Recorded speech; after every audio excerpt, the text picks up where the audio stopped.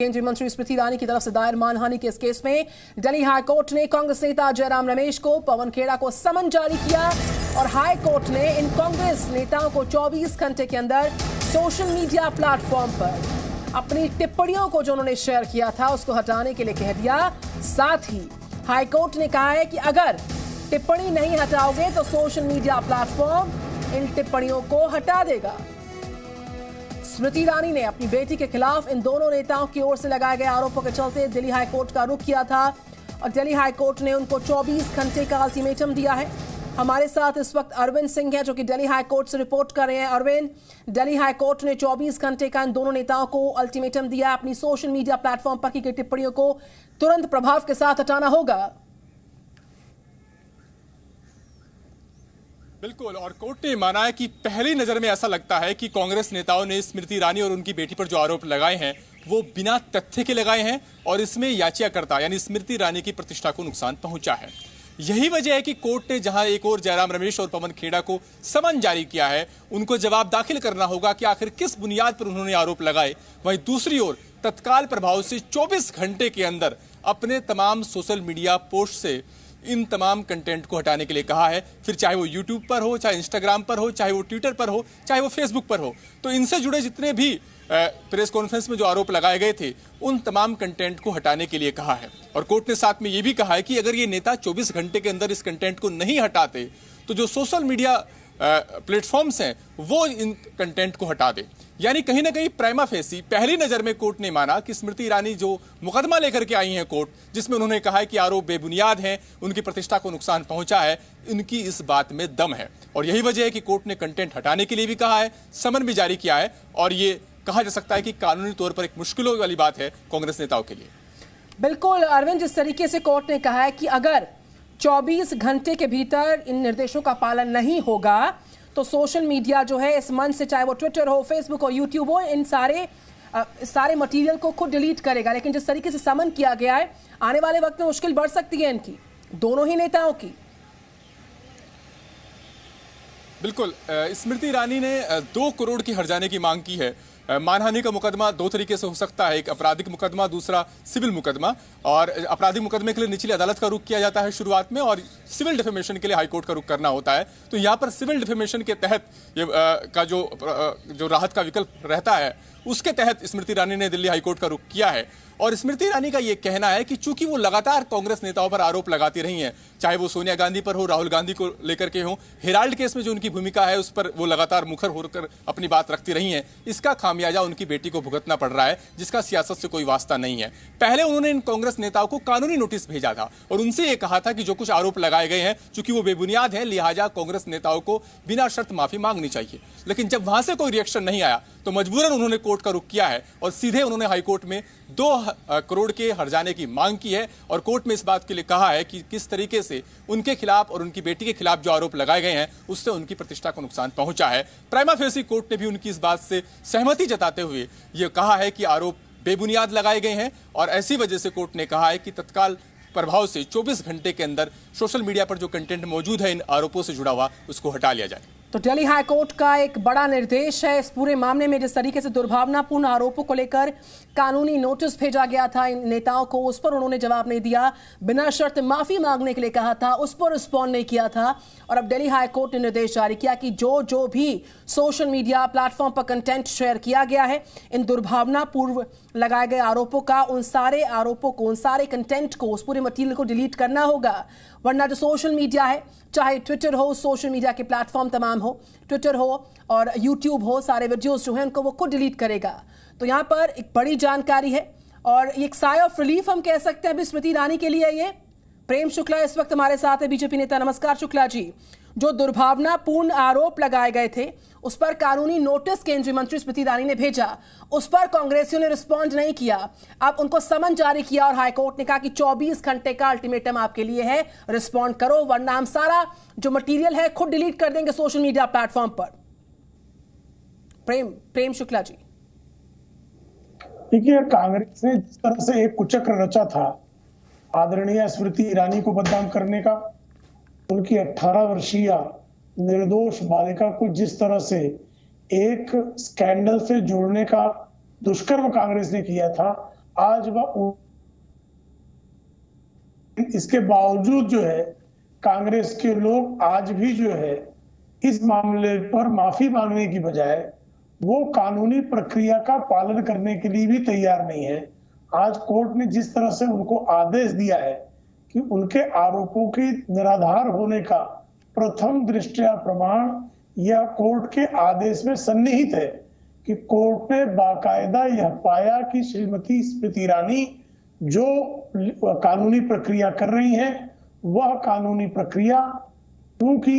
कांग्रेस की तरफ से बेबुनियाद आरोप लगाए गए थे और उन आरोपों के समर्थन में किसी प्रकार का प्रमाण कांग्रेस अब दिन तक नहीं दे पाई है, लेकिन एक स्कैंडल क्रिएट करके जिस तरह से एक महिला मंत्री और उसकी बालिका को सतत जो है बदनाम करने का प्रयास बीते सप्ताह भर से हो रहा है, वह उस पूरे मामले की पोल खुल गई है। बिल्कुल प्रेम शुक्ला जी, स्ट्रेटेजिकली रणनीति के तहत ये पूरा एक्शन कांग्रेसियों ने एक जाल बुना है जिसमें जिस तरीके से मानहानि के मुकदमे पर मजबूर करना पड़ा। अब हाईकोर्ट का ये कहना कि तर्कहीन है सारे आरोप, हाईकोर्ट का कहना कि दुर्भावनापूर्वक जिस तरीके से ये पूरा एक्शन हुआ है उसमें ना तर्क है ना तथ्य है, लिहाजा आने वाले वक्त में कांग्रेसियों की मुश्किलें फिर से बढ़ती नजर आ सकती हैं इस मामले के तहत। निश्चित तौर पर कांग्रेस ने अपने लिए वो मुश्किल पे डालना चाहती थी आदरणीय स्मृति ईरानी जी को, लेकिन उसमें जो है वो खुद उस कुचक्र में फंस गई है। क्योंकि जब कोई दूसरे के लिए गड्ढा खोदता है तो उसको खाई मिलती है, ये कहावत है। तो स्मृति ईरानी के लिए गड्ढा खोदने का प्रयास पवन खेड़ा और नए नए उनके मीडिया प्रभारी बने जयराम रमेश कर रहे थे, लेकिन अब वो दोनों खुद खाई में गिरते हुए दिखाई दे रहे हैं। या तो उनको स्मृति ईरानी और उनकी पुत्री से माफी मांगनी पड़ेगी या उनको जो है दंड का भागी बनना पड़ेगा। यह कोर्ट के पहले दिन की तारीख में हुई घटनाओं से स्पष्टता से संकेत प्राप्त हो रहा है। बिल्कुल प्रेम शुक्ला जी, या तो माफी मांगनी होगी या फिर जिस तरीके से अब हाईकोर्ट ने समन कर दिया है इस मामले में और जो मानहानि का मुकदमा है वो पूरी तरह से यहाँ पर काफी स्ट्रॉन्ग जो है यहाँ पर स्मृति ईरानी जी के पक्ष में जाता हुआ नजर आ रहा है। ऐसे में ये कोई पहला वाकया नहीं है, कोई पहला घटनाक्रम नहीं है। नेशनल हेराल्ड केस हो या उससे पहले के कई ऐसे घटनाक्रम है क्रमबद्ध तरीके से जिसमें लगातार टारगेट पर रही है स्मृति ईरानी जी और बार बार कांग्रेसियों को मुंह की खानी पड़ी और एक बार फिर से तर्कों के आधार पर कोर्ट ने कहा कि आधारहीन मुकदमा है, लिहाजा समन किया है और मामले में जांच जारी रहने वाली है। देखिए, जिस तरह से आदरणीय स्मृति ईरानी जी ने अमेठी में कांग्रेस के युवराज को धूल चाटने के लिए मजबूर किया, जिस तरह से श्रीमान राहुल गांधी को अमेठी से पराजित होकर दुम दबाकर वायनाड भागना पड़ा, उसके कारण कांग्रेसी परिवार में श्रीमती स्मृति ईरानी को लेकर एक प्रतिशोध का भाव है। इसलिए वो आए दिनों कांग्रेस के लोग उनके लिए अभद्र शब्दावली का प्रयोग करते हैं, उनके लिए अपशब्द बकते हैं, सतत उनको बदनाम करने का प्रयास करते हैं और उनकी जो कुचक्र, उसी तरह के कुचक्र का प्रयास उन्होंने गोवा के एक रेस्टोरेंट को लेकर आदरणीय स्मृति जी और उनके परिवार को बदनाम करने का प्रयास किया। उनके पास किसी प्रकार का न प्रमाण है न तथ्य है और कल भी आपने देखा संसद में जिस तरह की गिरी हुई हरकत कांग्रेसियों ने की, जब श्रीमती स्मृति ईरानी से श्रीमती सोनिया गांधी अभद्रता कर रही थी, आदरणीय स्मृति जी ने पूछा कैन आई हेल्प यू, तो कैन आई हेल्प यू उनके लिए गाली हो गई। और उस पर जिस तरह से कांग्रेसी कैसे झूठ बोलते हैं, आप तो जानती हैं कि सुप्रीम कोर्ट सर्टिफाइड झूठे श्रीमान राहुल गांधी हैं। उनकी माता जी को लेकर कल जिस तरह से झूठ बोली गई उस भी सारे लोगों ने देखा। जिस तरह से नेशनल हेराल्ड केस में 5,000 करोड़ रुपयों की लूट के मामले को आदरणीय स्मृति जी ने उठाया, उससे कुंठित होकर वो स्मृति जी को बदनाम करने का प्रयास कर रहे हैं, लेकिन उसमें भी औंधे मुंह कांग्रेस, उसके मीडिया प्रभारी, उसके प्रवक्ता गिरे हुए दिखाई दे रहे हैं। बिल्कुल प्रेम शुक्ला जी, आप बने रहिए मेरे साथ क्योंकि दिल्ली हाईकोर्ट से अरविंद सिंह इस मामले को लगातार कवर कर रहे हैं। जो प्राइमा फेसी नजर आ रहे हैं, जिस बात का जिक्र आप कर रहे थे अरविंद सिंह, की देखिए ना तर्क है ना तथ्य है, आधारहीन मुकदमा चूंकि नजर आ रहा है इनिशियली, लिहाजा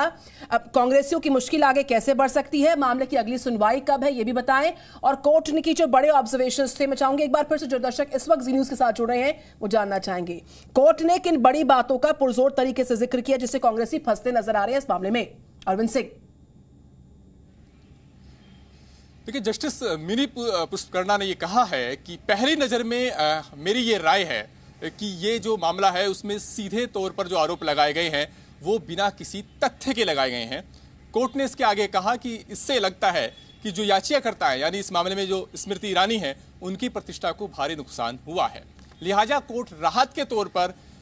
तमाम जो सोशल मीडिया प्लेटफॉर्म पर इन जो सामग्री है इन आरोपों से जुड़ी हुई, चाहे वो यूट्यूब हो, चाहे इंस्टाग्राम हो, चाहे वो फेसबुक हो, उसको 24 घंटे के अंदर हटाने का निर्देश देता है। कोर्ट ने यह भी कहा है कि अगर इस मामले में कांग्रेस नेता इस सामग्री को नहीं हटाते हैं तो सोशल मीडिया प्लेटफॉर्म खुद इस कंटेंट को हटा ले। इसके अलावा कोर्ट ने समन जारी किया है और निश्चित तौर पर अब कांग्रेस नेताओं को जिस तरह से कोर्ट का प्राइमा फेसी व्यू रहा है उसके मद्देनजर अब अदालत में बताना होगा कि आखिर किस बुनियाद पर यह आरोप लगाए गए हैं। तो ये कानूनी तौर पर एक मुश्किल बढ़ाने वाला तो है ही। 2 करोड़ के हर्जाने की मांग की है स्मृति ईरानी ने, एक सिविल डिफेमेशन केस दायर किया है। पहले उन्होंने लीगल नोटिस भेजे थे और माफी मांगने की बात कही थी कांग्रेस नेताओं को, लेकिन कांग्रेस नेताओं की तरफ से जब कोई प्रतिक्रिया नहीं हुई उसके बाद स्मृति ईरानी ने हाईकोर्ट का रुख किया और बताया कि कैसे उनकी बेटी को, जिसका सियासत से कोई वास्ता नहीं है, इन आरोपों के तहत फंसाने की कोशिश हो रही है। बिल्कुल अरविंद, एक छोटा सा इनपुट चाहूंगी मैं अपडेट के तौर पर, इस मामले में अगली सुनवाई के लिए तारीख कोई मुकर्रर की गई है? अरविंद देखिए, अभी जब लिखित आदेश की जो कॉपी आ जाएगी उसमें साफ होगा कि कब तक जवाब दाखिल करना है, कब इस मामले को लेकर के अगली सुनवाई होगी। लेकिन जो प्राइमा फेसी व्यू है कोर्ट का सुनवाई के दौरान रहा वो मैंने बताया कि